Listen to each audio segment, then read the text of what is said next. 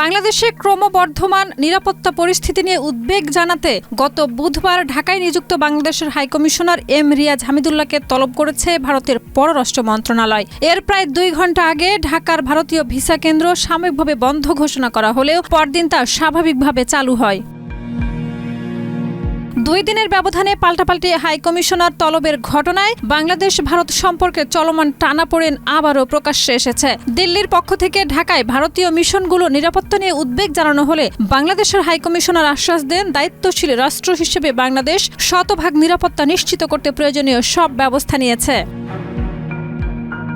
এই কূটনৈতিক উত্তেজনার পেছনে রয়েছে বাংলাদেশের অভ্যন্তরীণ রাজনৈতিক পরিস্থিতি ও আসন্ন জাতীয় নির্বাচনের তফসিল ঘোষণার পর ঢাকায় ইনকিলাব মঞ্চের মুখপাত্র ওসমান হাদির উপর গুলিবর্ষণের ঘটনা এবং অভিযুক্তদের ভারতে পালিয়ে যাওয়ার আলোচনা পরিস্থিতিকে আরও সংবেদনশীল করেছে।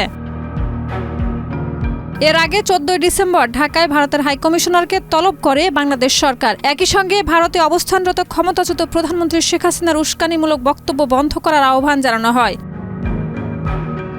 পররাষ্ট্র উপদেষ্টা তৌহিদ হোসেন ভারতের নির্বাচন সংক্রান্ত মন্তব্য প্রত্যাখ্যান করে বলেন, বাংলাদেশের নির্বাচন নিয়ে কোনো দেশের নসিহতের প্রয়োজন নেই। বিশ্লেষকদের মতে জুলাই গণ অভ্যুত্থানের পর থেকে 2 দেশের সম্পর্কে যে চাপ তৈরি হয়েছে, সাম্প্রতিক ঘটনাগুলো তা আরও স্পষ্ট করেছে।